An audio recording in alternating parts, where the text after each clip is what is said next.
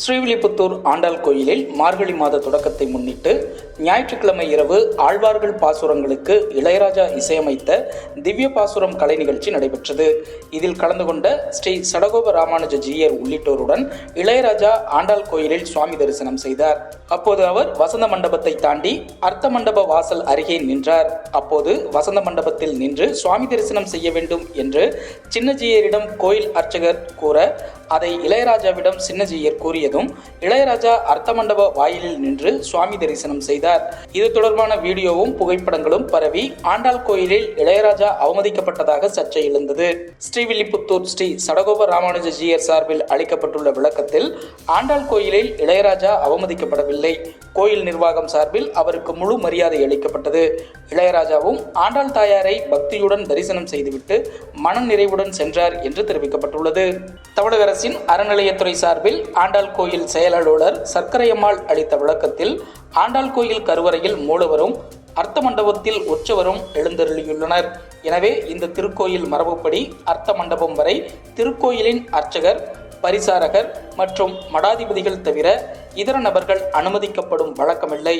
இசையமைப்பாளர் இளையராஜாவிடம் இதுகுறித்து சின்னஜீயர் விளக்கிய போது அவரும் ஒப்புக்கொண்டு அர்த்த மண்டபத்தின் முன்பு இருந்து சாமி தரிசனம் செய்தார். ஜீயர் மட்டும் அர்த்த மண்டபத்தின் உள்ளே சென்று சுவாமி தரிசனம் செய்தார் என்று தெரிவிக்கப்பட்டுள்ளது. இதனிடையே இளையராஜா தனது எக்ஸ் தள பக்கத்தில் வெளியிட்டுள்ள பதிவில், என்னை மையமாக வைத்து சிலர் பொய்யான வதந்திகளை பரப்பி வருகிறார்கள். நான் எந்த நேரத்திலும் எந்த இடத்திலும் என்னுடைய சுயமரியாதையை விட்டுக் கொடுப்பவன் அல்ல, விட்டுக் கொடுக்கவும் இல்லை. நடக்காத செய்தியை நடந்ததாக பரப்புகிறார்கள். இந்த வதந்திகளை ரசிகர்களும் மக்களும் நம்ப வேண்டாம் என்று தெரிவித்துள்ளார். சர்வதேச போதைப்பொருள் கடத்தல் கும்பல் தலைவனும் திமுக நிர்வாகியுமான ஜாஃபர் சாதிக் போதைப்பொருள் விற்பனை மூலம் கிடைத்த பணத்தை வெள்ளையாக்குவதற்கு தமிழ்நாட்டு பாடநூல் கழகத்தை பயன்படுத்தியுள்ளது அமலாக்கத்துறை விசாரணையில் தெரியவந்துள்ளது. பள்ளிக்கல்வித்துறை அமைச்சர் அன்பில் மகேஷ் பொய்யாமொழி இதுகுறித்து விளக்கமளிக்க வேண்டும் என்று பாஜக மாநில தலைவர் அண்ணாமலை கூறியுள்ளார். நாட்டின் வளர்ச்சியை பாதிக்கும் மையமான பிரச்சனைகளை எதிர்கொள்வதில் பாஜக அடைந்துள்ள தோல்விகளிலிருந்து கவனத்தை திசை திருப்ப ஒரே நாடு ஒரே தேர்தல் என்ற அடாவடி முயற்சியை பாஜக அரசு மேற்கொள்கிறது என்று தமிழக முதல்வர் மு க ஸ்டாலின் கூறியுள்ளார். இலங்கை அதிபர் அனுரகுமார திசநாயக்க 3 நாள் பயணமாக ஞாயிற்றுக்கிழமை இந்தியா வந்தார். அவருக்கு குடியரசுத் தலைவர் மாளிகையில் ராணுவ அணிவகுப்புடன் கூடிய வரவேற்பு அளிக்கப்பட்டது. இதனைத் தொடர்ந்து இலங்கை அதிபர் அனுரகுமார திசநாயக்க பிரதமர் நரேந்திர மோடியுடன் இருதரப்பு பேச்சுவார்த்தையை நடத்துகிறார். இந்த பேச்சுவார்த்தையின் மூலம் புதிய ஒப்பந்தங்கள் கையெழுத்தாகின. மீனவர்கள் விவகாரத்தை மனிதாபிமான முறையில் தீர்க்க வேண்டியதன் அவசியத்தை பிரதமர் நரேந்திர மோடி, இலங்கை அதிபர் அனுரகுமார திசநாயக்க ஆகியோர் ஒப்புக்கொண்டனர். ஆக்ரோஷமான நடத்தை அல்லது வன்முறையை தவிர்ப்பதற்கு நடவடிக்கை எடுக்க வேண்டியதன் அவசியத்தை அவர்கள் வலியுறுத்தினர் என்று இந்தியா இலங்கை கூட்டறிக்கையில் தெரிவிக்கப்பட்டுள்ளது. நேருவின் குடும்பம் மற்றும் அதன் வாரிசுகளுக்கு உதவுவதற்காக அரசியல் சட்டத்தில் பெரிய திருத்தங்களை காங்கிரஸ் கட்சி மேற்கொண்டது என்று மத்திய நிதியமைச்சர் நிர்மலா சீதாராமன் குற்றம் சாட்டியுள்ளார். இந்திய அரசியலமைப்பின் 75 ஆண்டுகளின் புகழ்பெற்ற பயணம் என்ற தலைப்பில் விவாதத்தை மாநிலங்களவையில் தொடங்கி வைத்து பேசிய அவர் இவ்வாறு கூறினார். உலக செஸ் சாம்பியன் பட்டம் வென்று சென்னை திரும்பிய குகேஷுக்கு சென்னை விமான நிலையத்தில் உற்சாக வரவேற்பு அளிக்கப்பட்டது.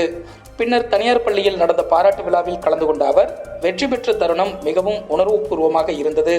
சிறு வயதிலிருந்தே செஸ் விளையாட்டை மகிழ்ச்சியோடும் ஆர்வத்தோடும் அணுகுகிறேன்.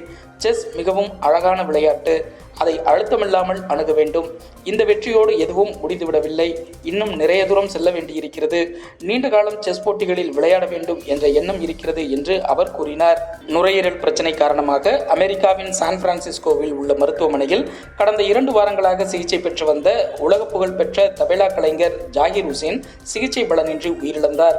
அவரது மறைவுக்கு தலைவர்கள், திரைப்பிரபலங்கள் என பலரும் இரங்கல் தெரிவித்துள்ளனர். புகழ்பெற்ற தபேலா கலைஞர் உஸ்தாத் ஜாகிர் ஹுசேன் மறைவு குறித்து ஆழ்ந்த வருத்தம் அடைந்தேன்.